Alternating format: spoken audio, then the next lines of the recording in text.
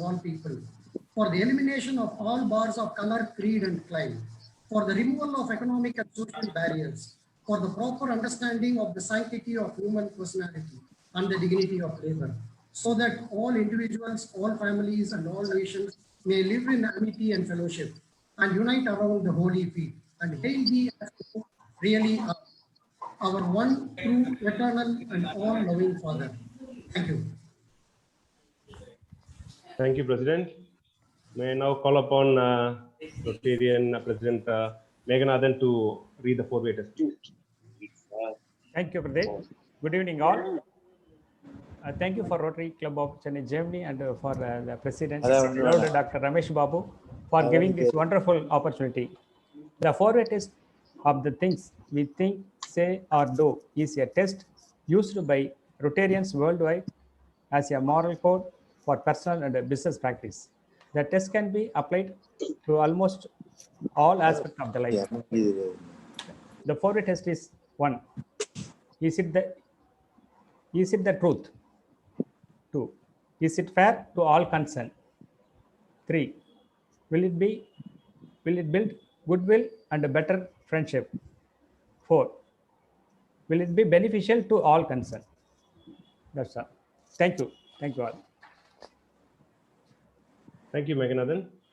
May I now call upon the lead club president, Rotarian Dr. S. Ramesh Babu of Rotary Club of Chennai, Gemini, to deliver the welcome address, please. Thanks, Pradeep. Good evening to one and all.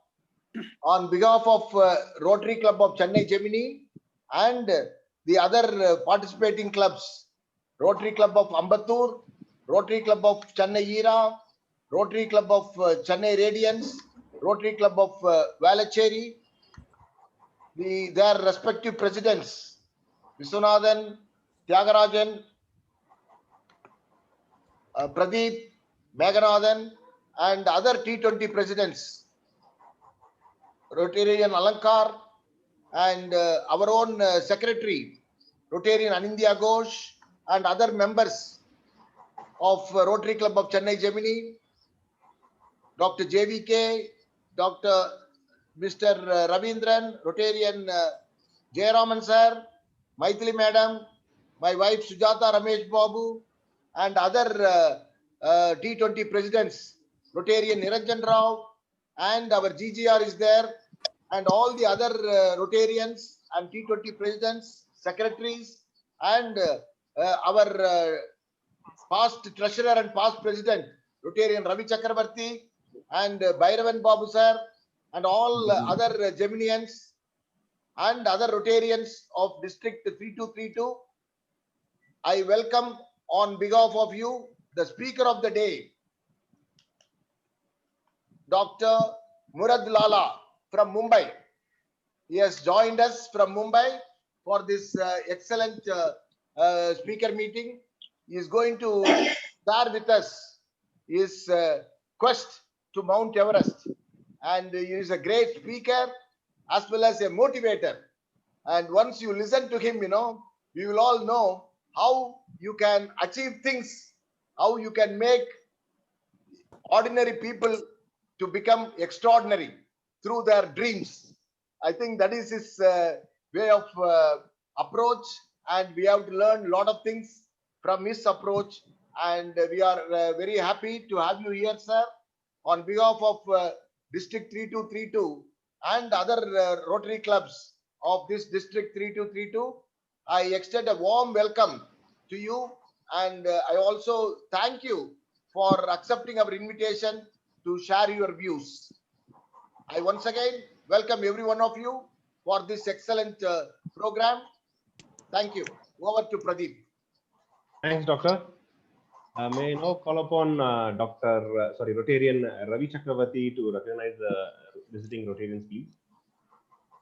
Good evening, everybody. I welcome all the visiting Rotarians to this joint club meeting. Today, we have our district official, Rotarian Viswanathan from Era Club. I welcome you, sir. Yes. Thank you. Okay. Welcome, sir. That's all. GGR is there. GGR. I welcome GGR also, sir. Sorry. IPP rotation M. Shekhar, GGR, sir. I welcome you also. Thank you. Thank you, everyone. And may I now call upon our ever-smiling Rotarian Sujata Ramesh Babu ma'am to introduce our chief guest today, please. My pleasure. Thank you so much. I'm really honored and privileged to introduce our guest and the guest speaker for the day, Dr. Murad Lala. Chennai. Yeah, I would like to mute everyone so that we will just listen to his profile, and when needed, we can unmute ourselves. Thanks so much.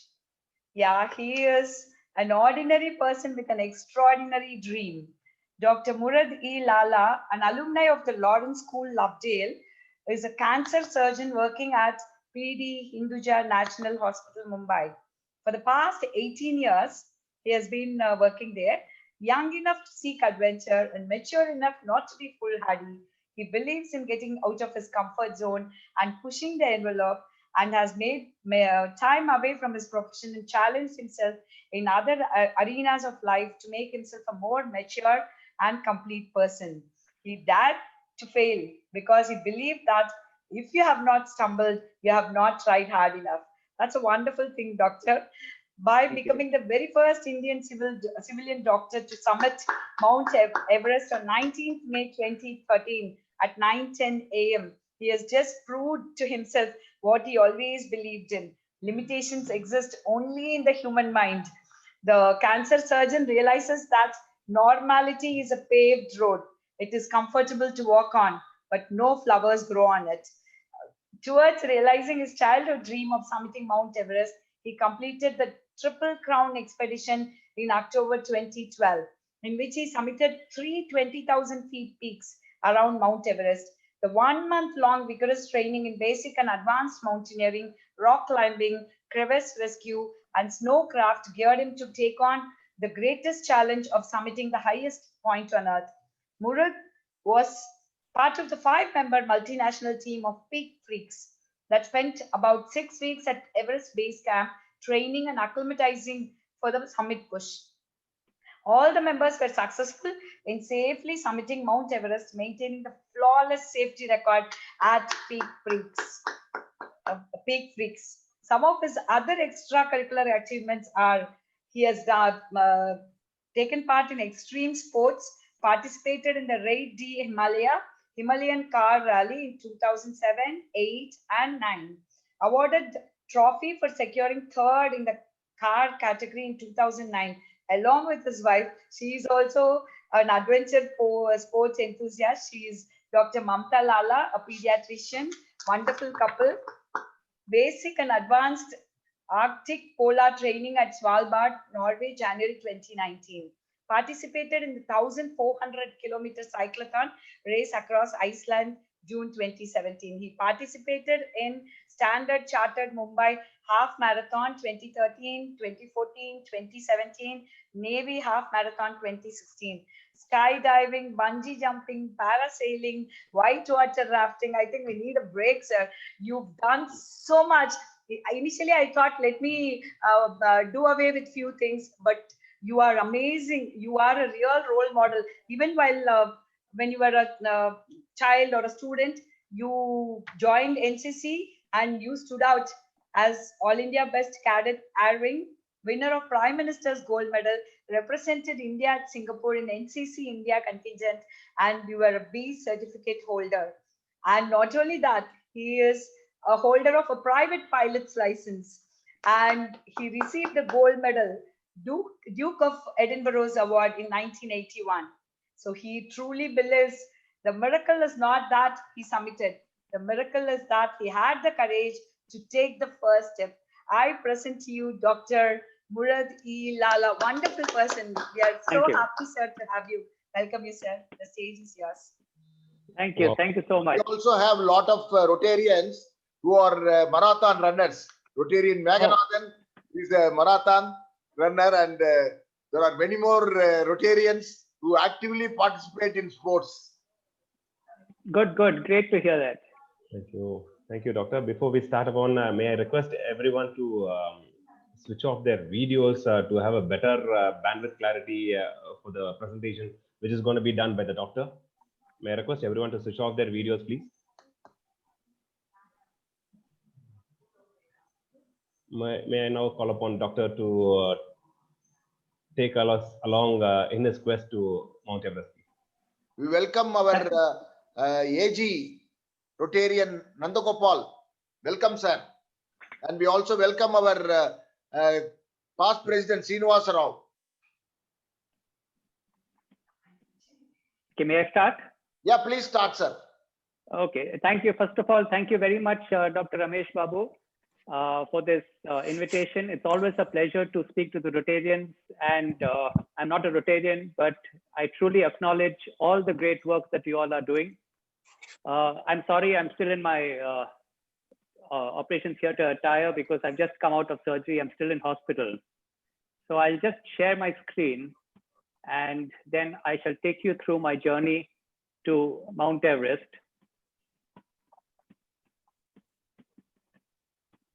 I hope my audio is okay. Yes, sir. Yes, sir. Okay, great. Climbing a mountain is different from other sports. The only opponents that you face are the demons that play in your mind. The only goals that you can score are the limits that you set for yourself, whether it be the summit or anywhere else in between. There are no spectators to cheer you on. So many a times it's a lonely battle of your mind versus the elements. So what is the romance? What is the aura associated with summiting mountain? We all know that it's the tallest point on the world, on the earth. And it's the longest duration. It's not like another mountain where you go to the base of the mountain and you keep climbing and climbing until you reach the summit. If you try that on Mount Everest, you'd neither reach the top nor will you come down. And it's a very long waiting game. Many times there's nothing you can do except wait it out in your tent for the blizzards to blow over, for the for the bad weather to clear, for the winds to clear, to continue your climb. So many times there's nothing you do, just sitting in your tent, patiently waiting for the correct opportune moment to summit the mountain. And Mount Everest, coming in at 29,000 feet, it comes within the jet stream. These jet streams are very strong winds that rage across the earth with velocities of approximately 250 to 300 kilometers an hour. And it's just a few days every season or every year that these jet streams move higher up and northwards towards China. And that's the time you have to make your summit push, reach the summit, and come back down before the winds come back. Of course, it is risky. Accidents and deaths are a reality on this mountain. Now, we had all seen this photograph flashed across the newspapers around the world a few years back, saying that Everest has become the world's highest traffic jam. Now, that was not truly so. When this photograph was taken in 2016, I think, it was the year where the summit window, which I was speaking about, was only 3 days that year.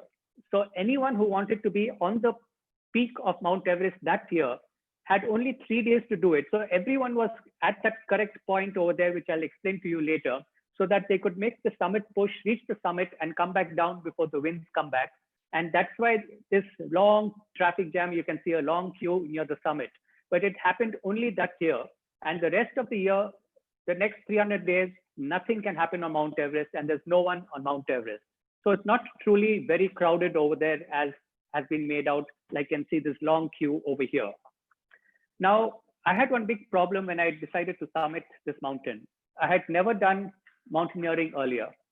And when I asked around in India and I approached the Himalayan Mountaineering Federation for their basic and advanced mountaineering courses, they said you're too old because the cutoff is 35 to 40 years, but I was almost 50 years. So they said, you're too old for the summit, you cannot do this. And no problem, I started exploring other places abroad. And this Canadian group invited me and said that, yes, you can come and summit the mountain with us, provided you do this Triple Crown expedition training with us which happens in Nepal. So I went to Nepal in 2012 with this group called Peak Freaks, and I did these 3 peaks in the range of approximately 19 to 20,000 feet. And as we are climbing these mountains, they teach us everything that we need to know about ice climbing, rock climbing, crevice crossing, crevice rescue, etc. And only after successfully going through this program with them that they invite you back for a bid at the summit. He is Tim Rippel. He is my team leader. He's the Canadian. And here he's teaching us something, how to use this gam-off bag. Now this big orange sausage-like structure, you can wrap it up into a laptop type of bag, and we carry it with us on the mountain. And in case on the mountains, anyone gets acute mountain sickness, there is nothing you can do. The only treatment for that is rapid descent. Again, as I said, because of bad conditions or weather conditions, many times that's not possible. So you open this out, you inflate it with that leg pump, and you put the sick climber into this, and it simulates a descent of about 5,000 to 6,000 feet and helps you buy time to get the sick climber off the mountain. I came back to Mumbai, and I started getting really nervous that because Mumbai is not the place to train for a mountain. And I was lucky. I found this high altitude gymnasium. So I would go for an hour into this gymnasium, and it had all the equipment over here, and it simulated an altitude of 10 to 12,000 feet. So sitting in Mumbai, training in this chamber, I could already acclimatize myself to 10,000 feet before I actually get onto the mountain. I shall introduce you to my team one by one. It was truly a dream team. The first member of my team was Sean Mooney. We were 5 people from 5 continents.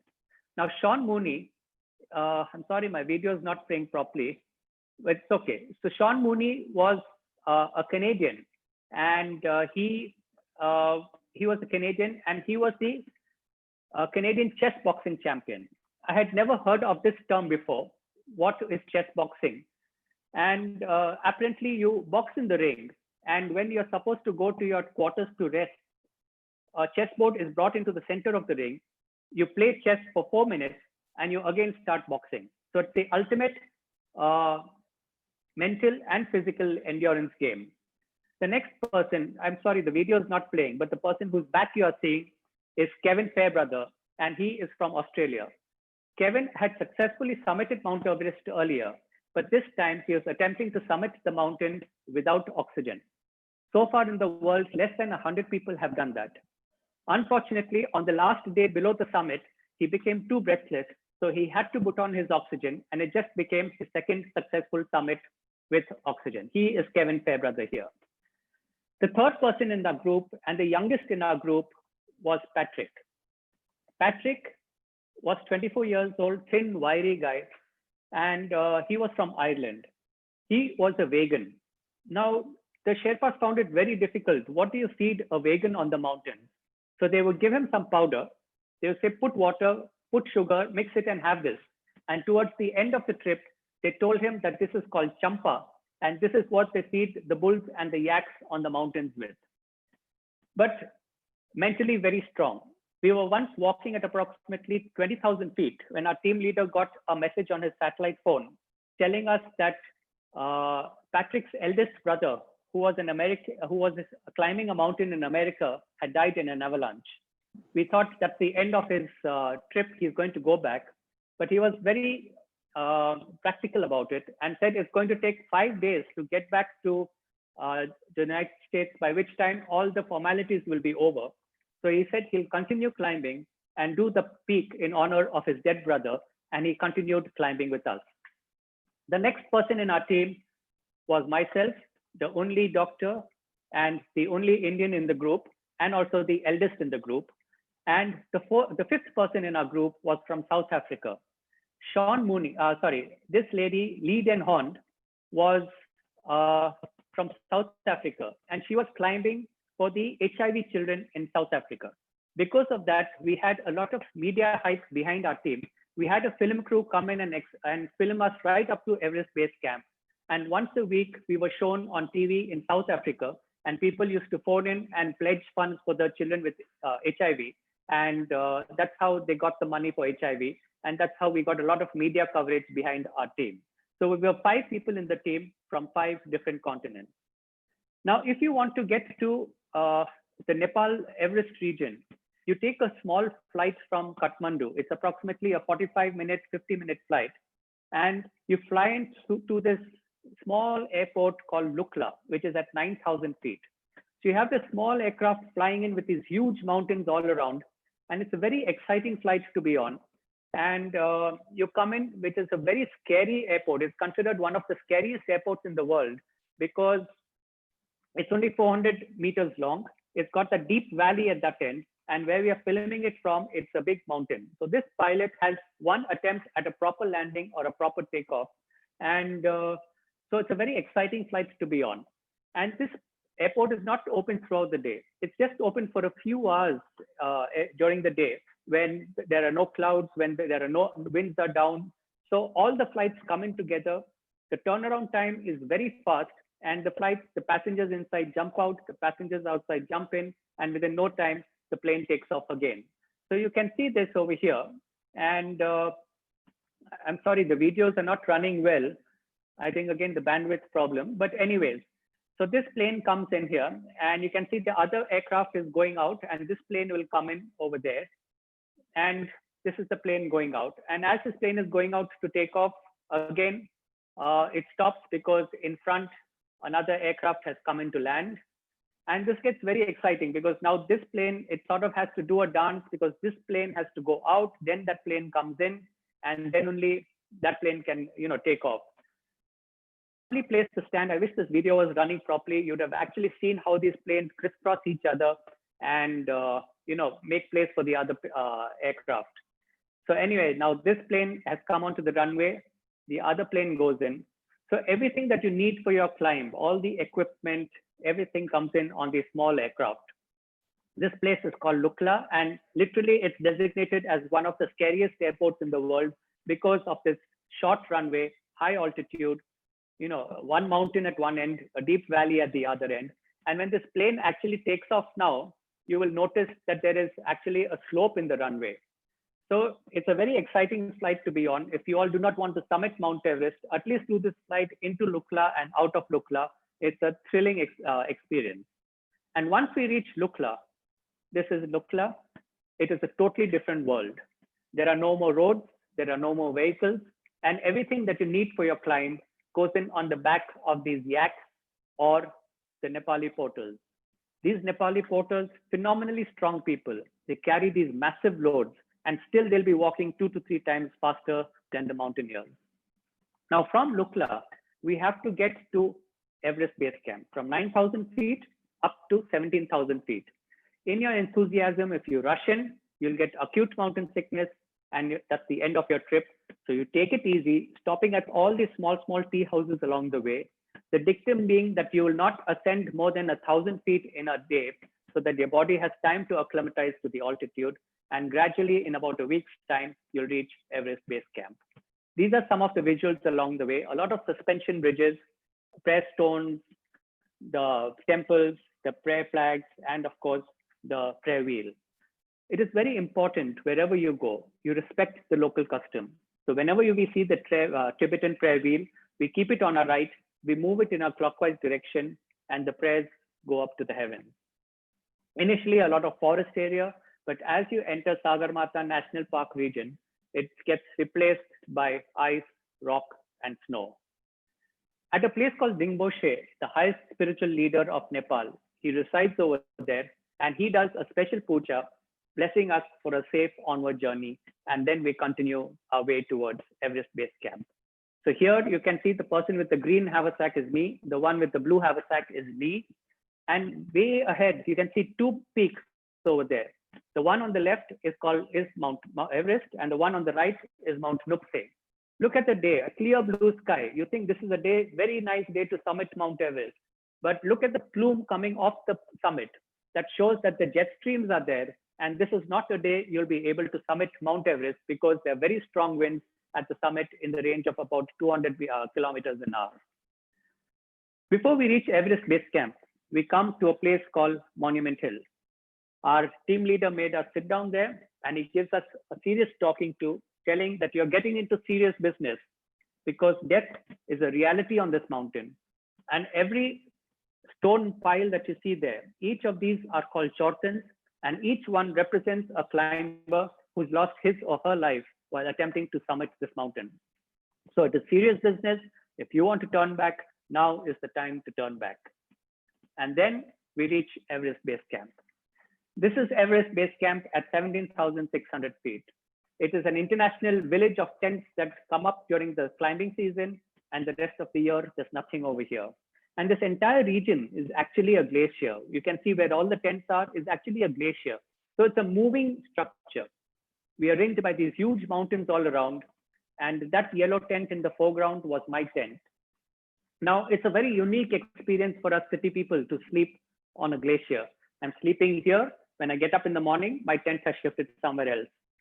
Once I rushed out of my tent, I went to my Sherpa and I said, get up, there's water gushing under my tent. He said, obviously it's a glacier, go back to sleep. So things that are very common for the mountain people, but unique experiences for us people from the city. Temperatures range anywhere from -20 to +20. You suddenly get these ice formations in front of your tent, and in a few hours time, it disappears again. We have also heard again that the mountains have become a big garbage dump. Yes, this was true, but the Nepal government did something about it. So what they did is they started giving incentives to the people there. And they said that go bring back, and per kg garbage that you bring back from the mountains, they used to incentivize the Sherpas, and that way they managed to clear up the mountain. And not only that, each team, when we go to summit Mount Everest, we have to give a garbage deposit to the government. And this lady is the campsite inspector. So she comes in to our camp, confirms that all the garbage, all the refuse, all the waste, including human waste, all the oxygen cylinders, everything is taken off the mountains. And only after this do we get back the garbage deposit that we have given the government. This is our dining tent. This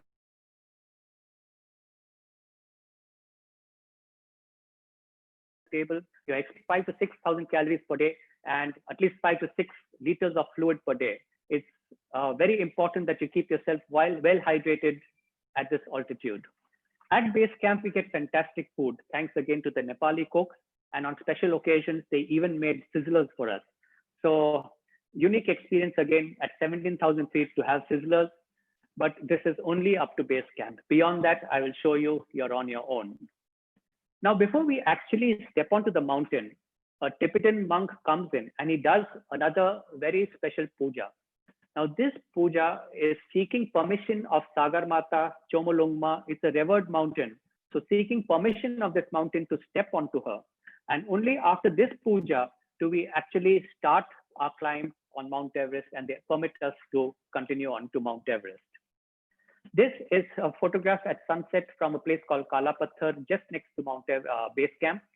The one on the left is Mount Everest, and the one on the right again is Mount Nuptse at sunset. I shall first show you in 3D animation what is the route I take up to the summit, and then show you the actual visuals. Now, surprisingly, the most dangerous part of your climb is the first part, from Everest Base Camp up to Camp 1, because we have to cross something called the Khumbu Ice Fall. Now, this Khumbu Ice Fall is actually towering blocks of ice that are coming off the mountain. And there's a lot of crevice crossings to do, a lot of ladder climbing to do, etc. So we get across this Khumbu Ice Fall. Initially, it takes about 8 to 10 hours.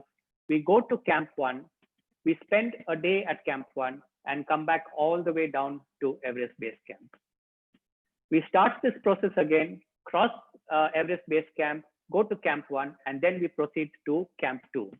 Now you can see this Camp 1 to Camp 2. It looks like a nice flat area, a nice walk in the park, but you're already at 20,000 feet. And we always start climbing early morning around 4 a.m., 5 a.m. when it's extremely cold, -20, -30. So it gets extremely cold at that point. You put on all your layers.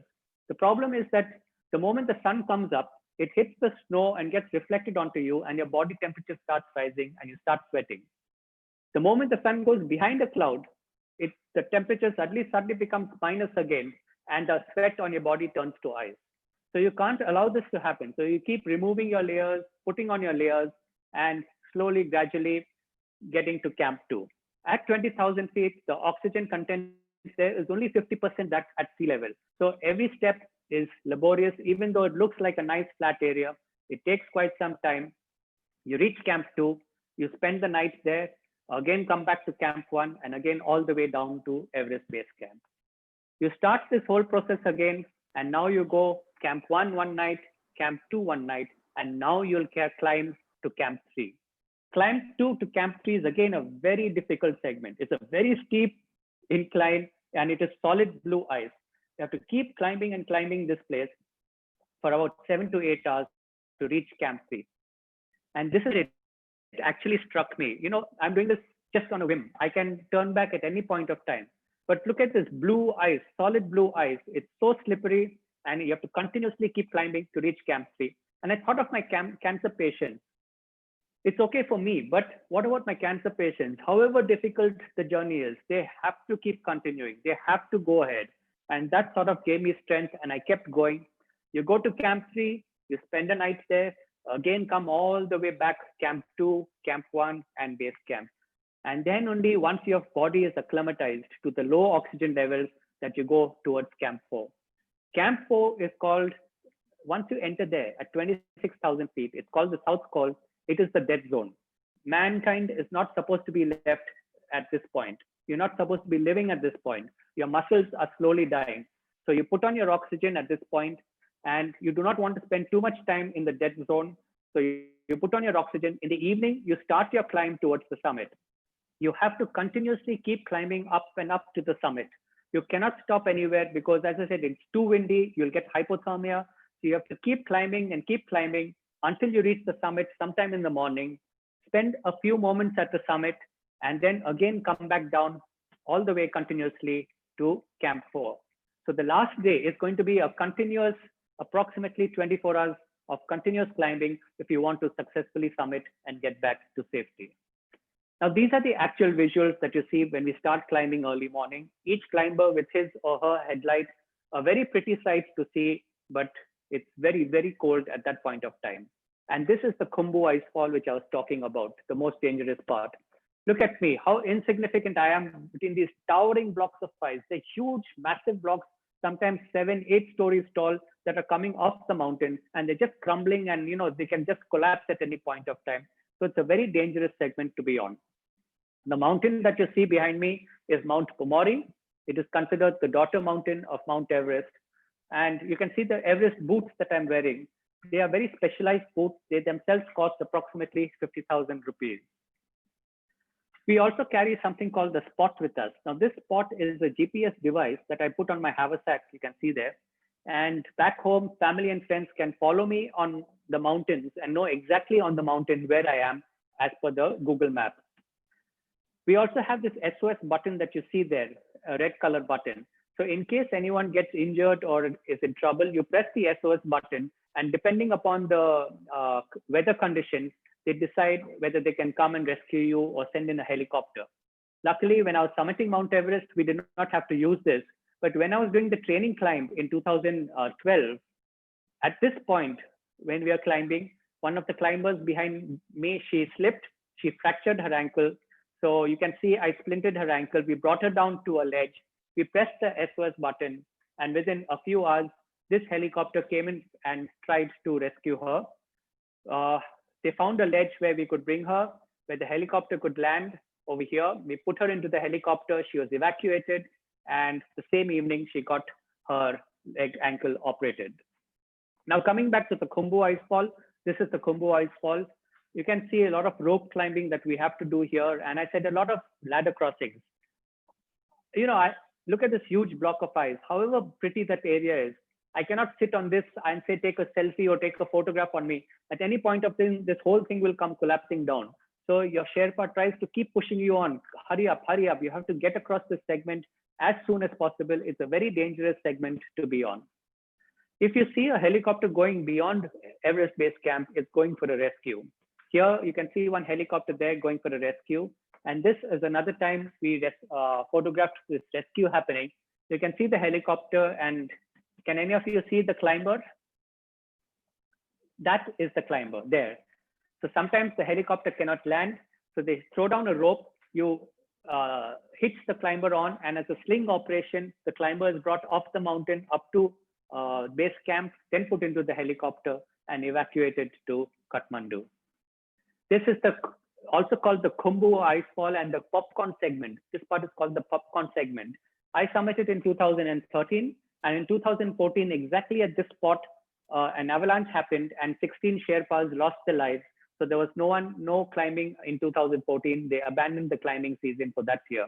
And in 2015, we are all aware of the Nepal earthquake that happened, and that's why nobody could climb in 2015 also.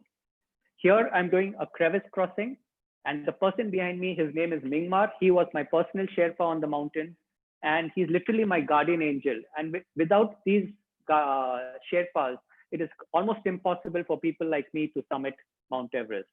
Here I'm doing another crevice crossing, and here I'm doing a ladder crossing. And this is a huge crevice. So depending upon the size of the crevice, they will tie 1, 2, 3 ladders, throw it across, and then you have to get across these ladders onto the other side. So it's a very exciting segment to be on. And this will show you, this was taken with a GoPro camera on my helmet. And this is how a crevice crossing looks like. Sometimes you can see the bottom, sometimes you don't see the bottom. It didn't matter, I was scared either way. And you can see many times, even though I'm climbing up, I still have to go down, find a safer way, and then find my way across. And you can see here, actually there's supposed to be a ladder over here, which has been put there. But because the snow comes, it gets buried, you can't find the rungs of the ladder. So it's a very exciting segment, but very dangerous to be on. And this route keeps changing literally on a day-to-day basis. I might be going this way, but when I come back, this would have changed and I have to find another way around. So you can see here, even though I'm supposed to be climbing up, I'm first climbing down, finding a safer way, and then another route. And this is how a big crevice looks like. As I said, sometimes you can see the bottom, sometimes you don't see the bottom. And it's literally scary because it's not so easy that you're just walking across. Remember, you're wearing those spikes on your shoes. So that makes it more difficult also on these rungs. And as I said, the route keeps changing. I might find this narrow segment. If my Sherpa says it is safe, I will take it. I will go across it. When I come back, this would have collapsed and we have to find another way around it. So extremely dangerous segment to be on. Initially, it took us about 8 hours to get across it, but we do this 5, 6 times during the season. As I said, every time we are acclimatizing, going up and down, and we become much faster at it, much faster at the crevice crossings and the ladder crossings. And then towards the end of the season, we are doing it in approximately 4 to 5 hours. So very exciting place to be on the Khumbu Icefall. We cross the Khumbu Icefall and then we reach Camp 1. So this is Camp 1 here at an altitude of 19,000 feet. And those were our tents over there at Camp 1. When I reach Camp 1, no more Sherpas will cook for me. I now have to take my own utensils, cook my own food. So I'm down to Maggi noodles. Now, the first time we went to Camp 1, we got caught in a blizzard. Trust me, it is so scary to be on the mountains with a blizzard. You're alone in your tent. You're spreading yourself out on the tent because it's threatening to get blown away. You can't speak to the person in the other tent because of the howling winds. You do not know how long this weather is going to last. You start scooping up snow, boiling snow, and drinking to keep yourself hydrated. 2 nights this blizzard went on, and you try to fall asleep. You get up after some time thinking a few hours have passed. You look at your watch, 10 minutes have passed. But luckily, after 2 nights, we got up to a clear sky like this, and we could rush back to base camp once again. This is how it is in a blizzard. You dare not step out of your tent. It just gets too dangerous for you. We always carry 2 bottles with us. The one on the left is the Nalgene bottle, in which we carry water. We keep it in our jacket, so we always have 1 liter of fluid on us to drink. And the other bottle with the mark P is the pee bottle. As I said, it's too dangerous to get out of your tent at night for a pee also. So you open this bottle, you pee into it. You're supposed to open the zip of your tent a little, empty it out, keeping it ready for the next episode. Now, the first time I used my pee bottle, I didn't know I was supposed to do that. So the next time I got up to use my pee bottle, it was frozen and I could not use that pee bottle again. So again, very unique things for us city people, and the mountain people just keep laughing at us because we don't know how to do all these things. And then we go to Camp 2. This is Camp 2. You can see a helicopter over there. Again, someone with frostbite was being evacuated. But this is the highest level to which a helicopter rescue can happen. If you are in trouble higher than this level, no helicopter can reach you because this is already at 22,000 feet. So you have to bring the injured person, come down to Camp 2, and then if the weather permits, the helicopter will come in and evacuate him. This is sunset at Camp 2, and now we start proceeding to Camp 3. Camp 3 is high up on the mountain over there. You can see the steep thing which I have to climb. The one in yellow is me starting to climb the this Lhotse face, and this is the Lhotse face. As I said, it's a very steep incline, and it's solid blue ice because as the snow falls on it, it gets blown away.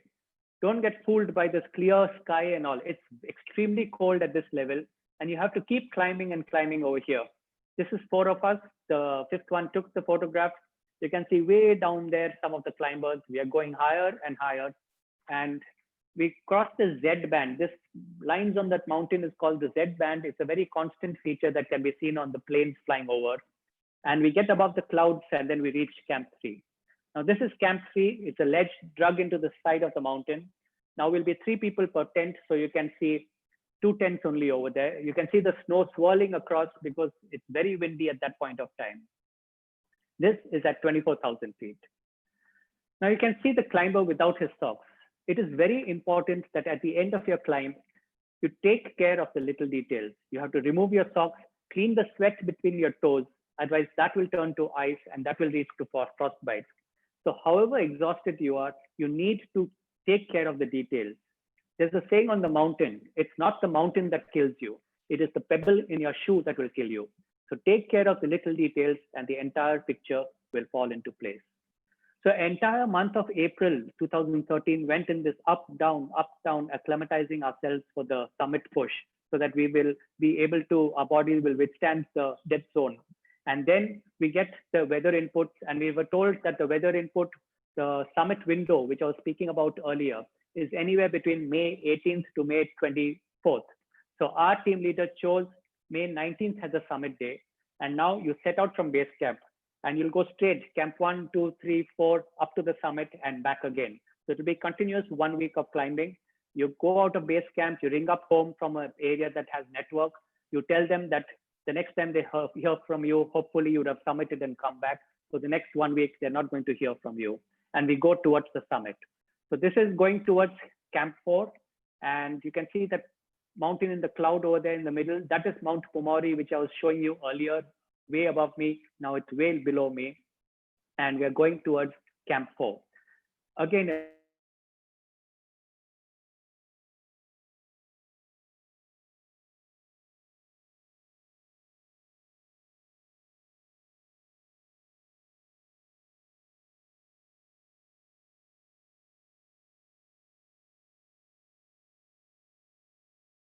and it's 26,000 feet. Slowly, the catabolism setting in, your body is dying at this altitude. So you put on your oxygen and you keep breathing your oxygen. And here I've gone for number 2, but it's important again, nothing decomposes over there. So even human waste, we have to pick it up in doggy bags, in plastic bags, bring it down the mountain and then dispose it. Otherwise this will become the highest toilet in the world. Here we, as I said, we sleep with our oxygen. These are very specialized titanium cylinders that we carry with us. And here I'm getting ready for the summit push. In the end, we carry only 2 oxygen cylinders, nothing else in our haversack. We want to be as light as possible, 1 or 2 bars of chocolate and your camera. That's all you're going to carry, and your water bottle on the last day for your summit push. Here we set out at about 7 o'clock. I was extremely cold. It was minus 36. Sorry. And you can see a lot of people had chosen the same day. So a lot of us setting out from Camp 4 at the same time. I set out at 7 o'clock, 7:30, I was exhausted. I didn't know how I'm going to do this. And this is where team spirit comes in. Each one pushing the other and saying, come on, 1 foot more, 1 step more, 1 foot in front of the other. And you just keep helping each other along. To make matters worse, here, this was taken at about 9 o'clock in the night.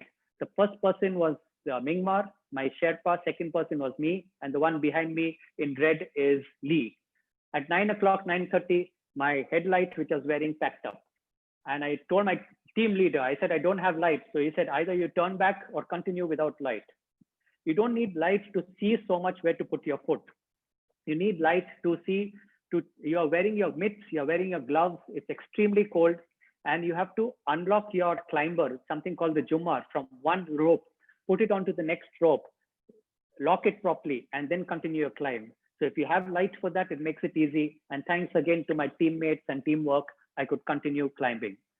You're beyond exhaustion. You do not know how you're climbing. You're just like a zombie putting one foot in front of the other. And the only time we stop is at this point called the balcony, where we remove one oxygen cylinder, keep it there, put on the fresh oxygen cylinder, and on our way back, we will pick this up and come down to Camp 4 because we want to be as light as possible. At this level, the oxygen is only 1/3 that as compared to sea level. You just keep walking and you keep climbing and you keep climbing. And the only thing that again warms you up is the early morning sunrise. For a change, you actually see the sun rising from below you and coming up into the horizon, and it starts warming you up. And you know that the bulk of your climb is behind you and somewhere ahead is the summit. You can see what a perfect day had been chosen by our team leader. Not a cloud in the sky when you're climbing up, clear day, lovely weather to be on the summit of Mount Everest. We're climbing, and I'm not ashamed to say, when I came to rocky segments like this, I was so exhausted, I would literally be crawling across.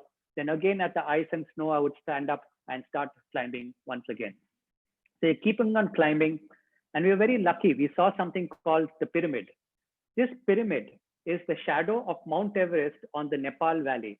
So if you're there at sunrise, and as the sun is rising, the shadow of Mount Everest on the Nepal Valley, it forms a correct triangle like this. It's called the pyramid. And we were so lucky we saw it and we could film it also.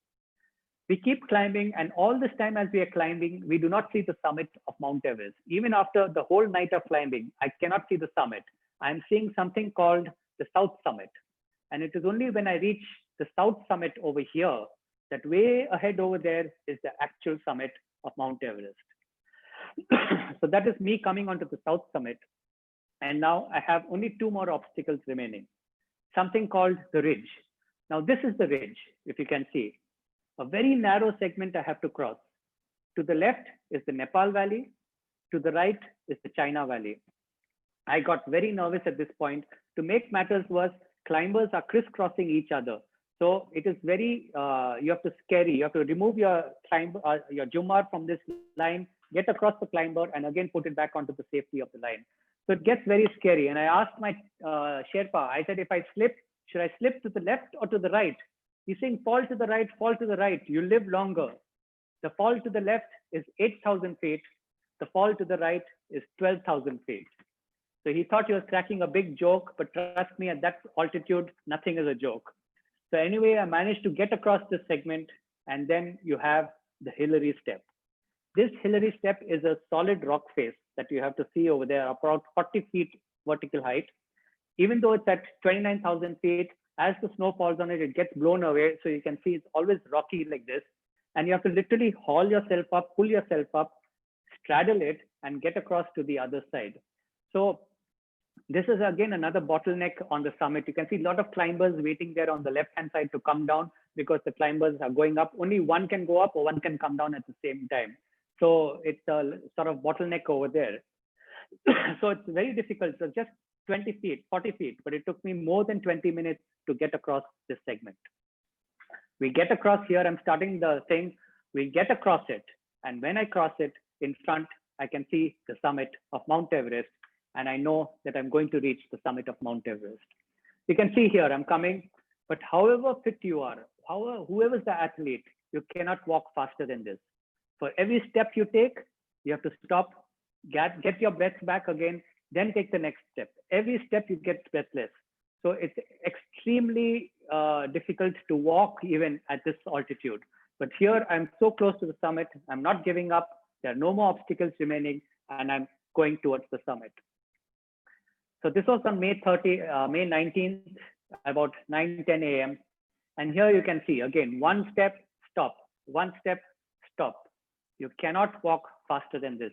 It is extremely, extremely difficult. And this over here, you can see are the prayer flags on the summit.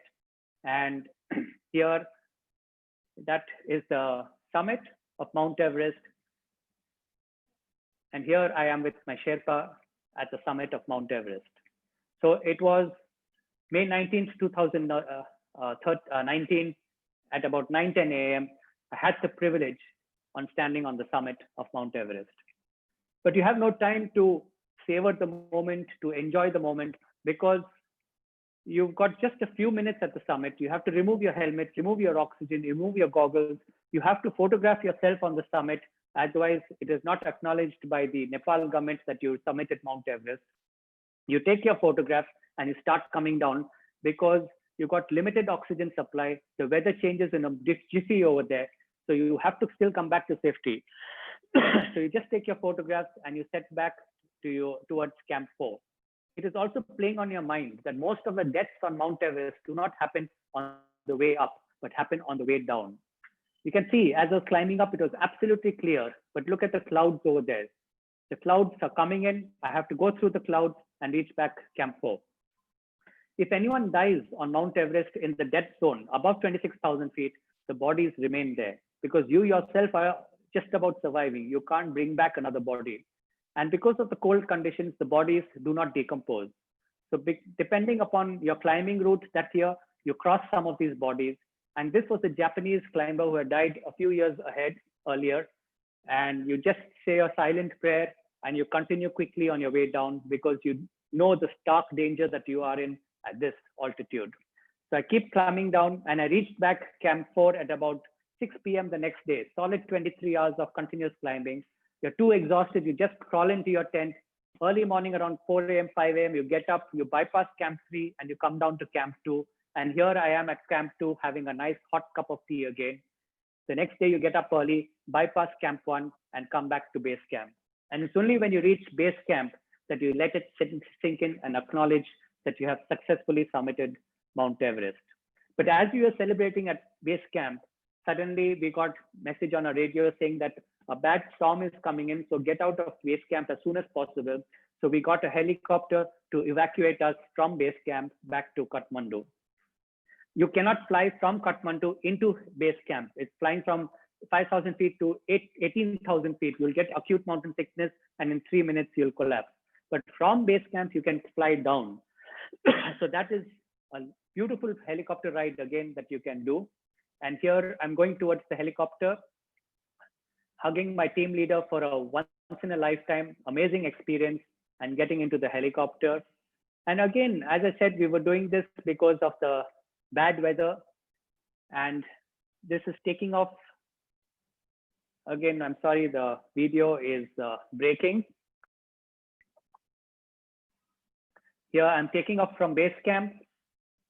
And the helicopter is already at around its ceiling. It can't go much higher than this. So it just follows the glacier and comes lower and lower and lower into the valley between those huge mountains and comes down into Kathmandu.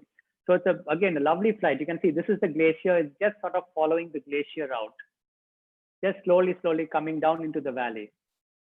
And we were doing this because we were trying to get out of the storm. But you can see we are keeping low in the valley near the river, and ahead you can see all the clouds. And as I'm going lower, there are more and more clouds coming, and it started becoming, pretty dangerous in this helicopter. And you can see here, I'm on this, we are so close to the side of the mountain also. And I started getting really nervous again, saying that, okay, I've summited Mount Everest, but this is not how it's supposed to end. I'm supposed to get back home safely.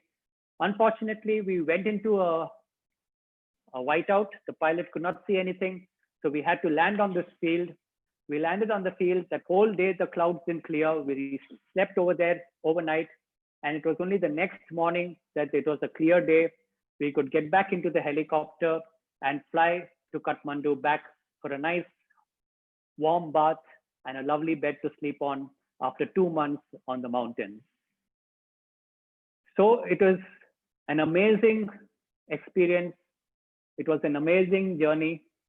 And as I mentioned earlier, the miracle was not that I summited, but the miracle was that I had the courage to take that first step. So ladies and gentlemen, if there is a message in this talk, it is to dream big. Dream big, whatever your Everest may be, dream big and take that first step. Because when you stand on the summit of your Everest, whatever you may choose as your Everest, it is not the mountain that you would have conquered, but yourself. Thank you.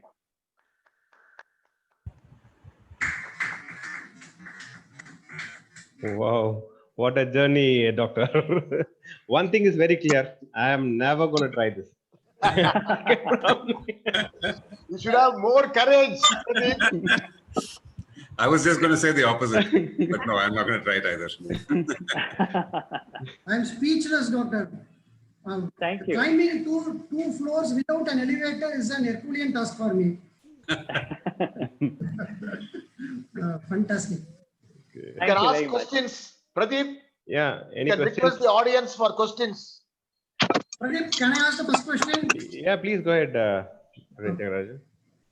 Doctor, you are a certified oncologist. You have climbed Everest. You have got a private pilot license, Himalayan rally, etc. What is your next plan? Actually, my next plan, I was supposed to go skiing to the North Pole in April of this year, but I was supposed to leave on March 30th, but March 20th, lockdown happened and, we couldn't go. Hopefully next year, the dates are out, provided the visas and the borders open up. April 6th next year, I am setting out for the North Pole, for skiing to the North Pole from Norway. So that's the next plan. Okay, next year, come with the videos. We will invite you for that expedition. Yes, but next time I'll come to Chennai and present it to you. Yeah, definitely. You are Most welcome. Most welcome. But Our let president it be- also is willing to come along with you, doctor. Thank you. No, because you can't get the effect on seeing it on a computer and seeing it on the big screen when we present directly. There's a world of difference. Yeah, yeah. This has to be No, seen on no. a nice large screen. I disagree, doctor. Already, my heart is pumping a lot, actually. I had to cool down now, actually. So, next question, please. Niranjan, No, I don't have any questions, but I'm just, I'm kind of like adventure sports, but I've never gone the distance. I've done a little bit of whitewater rafting, skydiving. I row a lot, but yeah, but this is something else. I've actually rowed in the fjords in Norway. Oh, wow. Yeah, it was That must have been beautiful. beautiful, really beautiful. But that's not as, and this is a different kind of endurance, completely. This is fantastic. There's been a dream of going to EBC, but I don't think I have the fitness to do that. So. Oh, of course you can. You can. I'm Yeah? sure you can do it. Yes, definitely you can do it. There's no active climbing involved in EBC. There's a path all the way up. The climbing starts beyond EBC. So it's just acclimatization then. It's just acclimatization. As long as you go slow, you'll be absolutely fine. Okay. But amazing what you've done. Thank you, sir. Thank you. see, you climbed Mount Everest at the age of 50. Am I right? Yes. What is the ideal age you think? The ideal age is when you're ready. Give a chronological age. Chronological age, you have to be mentally fit. Your mental age is important. No. They said you are not. When you are old, you are not fit. What is the age? No, there is a lower limit. The lower limit to climb is 18 years. Actually, you do not get permits. You need a special permit if you are below 18 years to summit the mountain. There is no upper age limit. The year I summited Mount Everest, next to my camp was a Japanese climber, a very experienced Japanese climber who was 82 years and summited Mount Everest with a hip transplant. He had done a hip transplant and he had bypass surgery done. So it's all in the mind. Fine. Agreed. We are all speechless, Doctor. Wonderful experience. And it was like you took us all through the journey. So beautiful. Like when we see all that breeze and the wind and the hurricanes and all, we were there. Literally, it was like that. Wonderful. Congratulations. We had the experience of climbing Mount Everest, lol. I have a question to Dr. Murad. Yeah. There's, Bhairavan of sir, course, so please many. go ahead. Yeah, it was a really out of the world, experience. You took us right up to the Mount Everest. In fact, we were also becoming breathless in many base camps. And absolutely, I really hats off to you, doctor. And you really Thank made you. us look younger because, at 50, you climbed Mount Everest. And we are even worried to climb first floor, second floor at 50. They say, don't climb stairs, you will get heart attack and all. So absolutely, you've given a new dimension to life. But Thank you. there's a lot of controversy going on about lots of people exploring these kind of eco-sensitive areas. Do you think we are taking good care about these eco-sensitivity of these with so many climbers going up and down? No, correct. So that was a big concern and is still a big concern. And it is not so much about, so that part has the garbage and, spoiling the mountains, that part has been taken care of in the sense, as I said, we give a garbage deposit, everything that we've taken has to come back. So mountains have been cleaned up quite a bit. The problem that the people are facing is that many people, because it's becoming so accessible now with people who have money, they say that people with less experience are trying to summit the mountain. And if you're not fit enough, in one of those trouble areas which are very narrow, if you fall sick or you are, you just collapse over there, everyone behind you gets held up. And because everyone gets held up at that altitude, you don't move, you get hypothermia, and a lot of accidents are happening because of that. The government is now coming up with, the Nepal government that is coming up with certain regulations to limit the amount of people that can summit Mount Everest. See, the whole problem is that it's such a important cash cow for them. They get so much revenue from this that on one hand, they want the revenue. On the other hand, they have to sort of put certain limitations. But now they've realized the damage that is happening. So they are going to do it. And they're coming up with regulations of who all can summit and how many permits to give per year. So those regulations are coming in. So sorry to interrupt. They're going to regulate the number of people who can climb per year in the season? They are going to regulate. I mean, again, these are all talks going on. What happens? They've been saying this for many years, and till now, nothing has happened. But the thing is that after the Nepal earthquake and after the Sherpas, which I mentioned, about 16 died, and there was one more accident a few years later because of one very inexperienced climber. So after that, they're seriously coming out with certain criteria by which only those people who fit those criteria will be allowed to climb. And if you don't mind my asking, how much does something like this cost? It's hell of a lot. Hell of a lot. When I went in 2013, for the group that I went in, which was one of the cheaper groups, it costed me 35 lakhs. Oh, wow. Today, because the permits, just the permits to summit the mountain is 10 lakhs. So if I want to attempt Mount Everest, whether I reach base camp or I turn back, to attempt, for that permit, I have to pay 10 lakhs to the Nepal government. That's what I said. It's such a rich cash inflow for them. Right. Yeah, so it goes up anywhere to 1 crore. Today, that same 35 lakh company, today, if you want to go, it is almost 55 lakhs. Wow. So it's very expensive because to put me one person on the summit, there are at least 30 people behind me. Right. The entire logistics behind it is hell of a lot. So it's very expensive. Thanks, sir. And for the Sherpas, it is like going up a few floors only every time, I believe. For the Sherpas, like the Sherpa who climbed with me, it is approximate. It was his 7th time he had done the summit with me.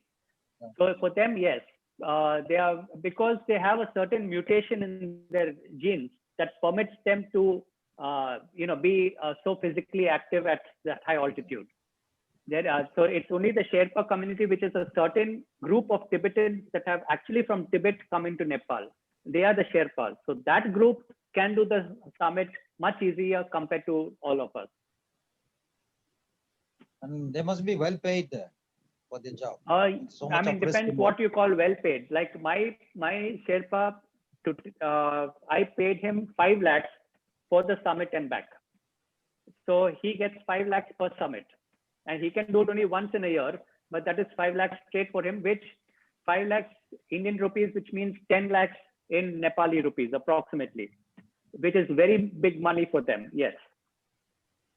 That's a very lucrative job, that case. Lucrative, dangerous, but Dangerous. lucrative, yes. But a very prestigious job. They hold us in high esteem over there. Great, sir. Ravi Chakravarti, do you want to recognize other Rotarians? Ravi? No, I would like to recognize our GGR Rotarian Shekhar. He was mentioning that he also had climbed Everest in the chat. Shekhar sir, would you like to add on something? Unmute yourself, sir. Shekhar sir. Unmute yourself, sir. Unmute. Sir, unmute.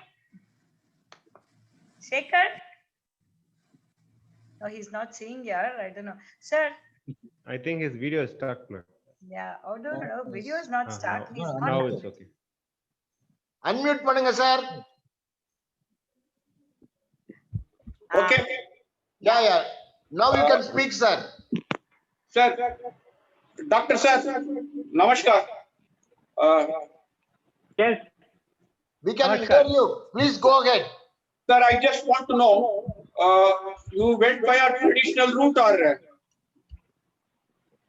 traditional route from Giri to Everest Base Camp or Base Camp? I'm sorry, I didn't get the question.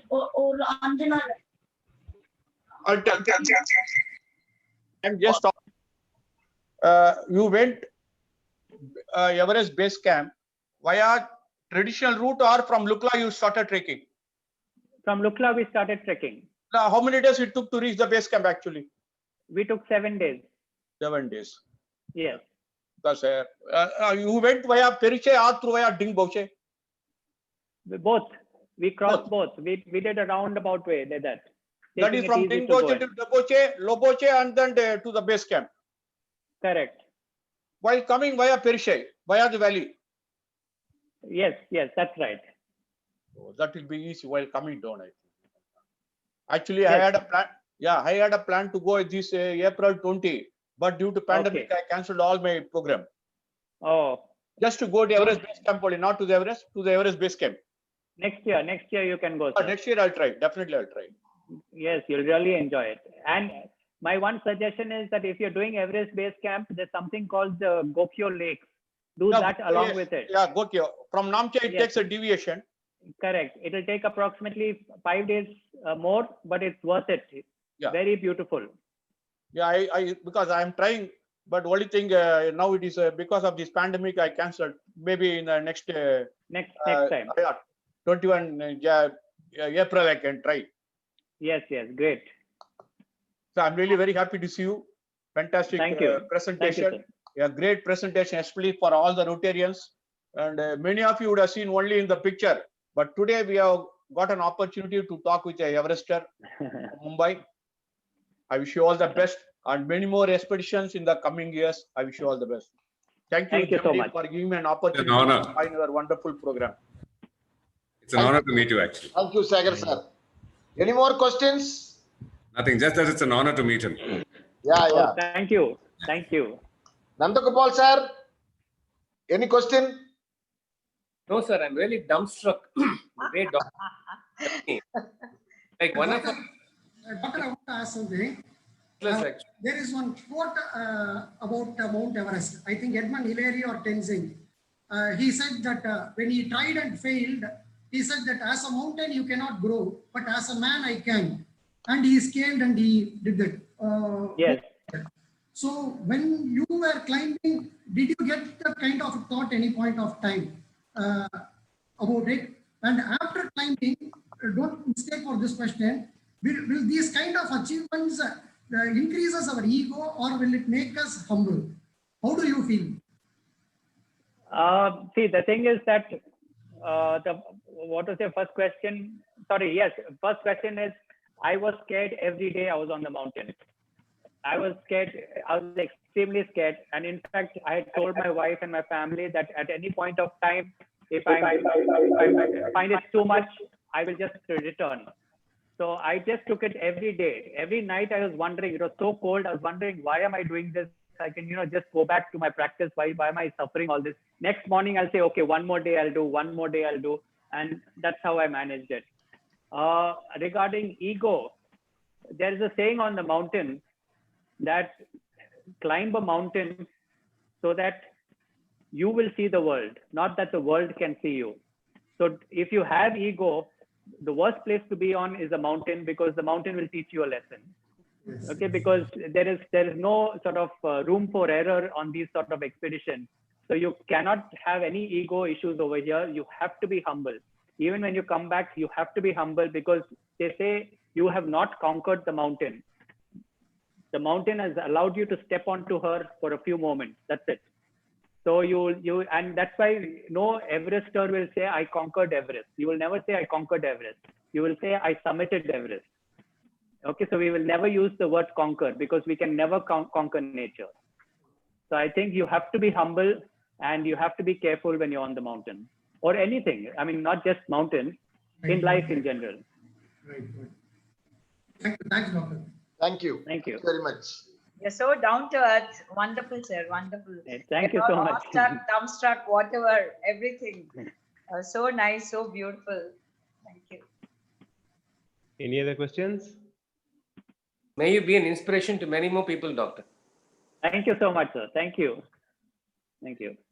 If no one else, then shall I ask Rotarian Anindya Ghosh to deliver the vote of thanks, please.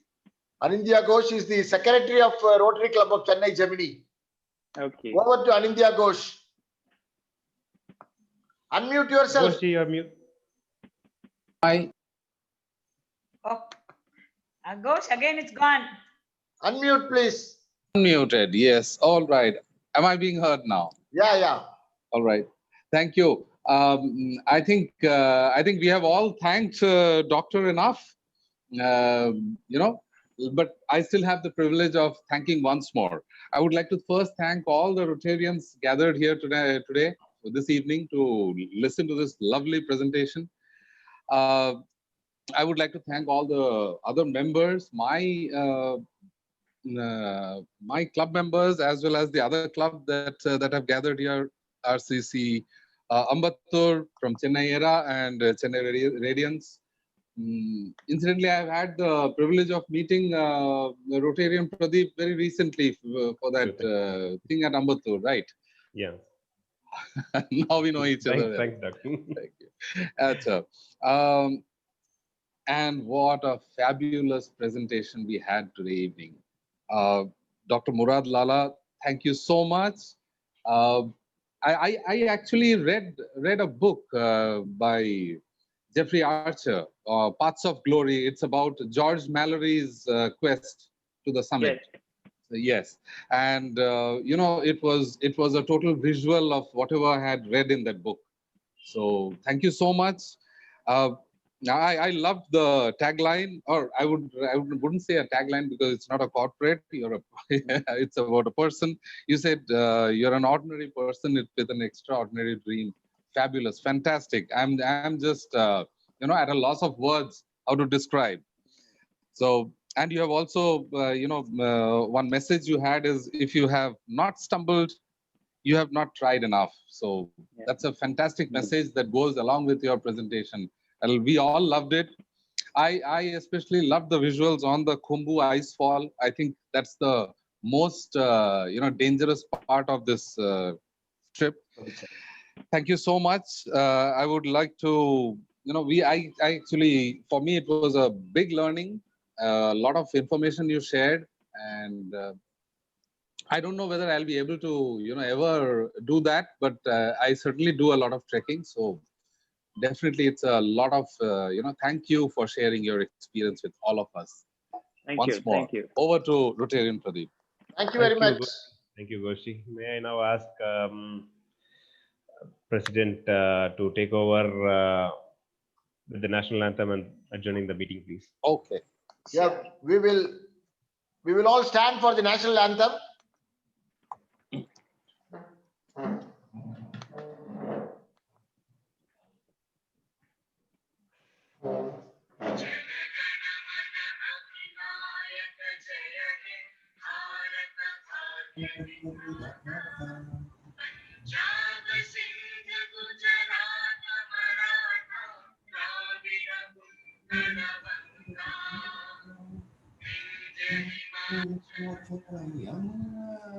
Ganga उच्छल जलधितरंगा तव शुभ नामे जागे तव शुभाशिष मागे गाहे तव जय गाथा जन गण मंगलदायक जय हे भारत भाग्य विधाता जय हे जय हे जय हे जय जय जय जय जय Thank you, everyone.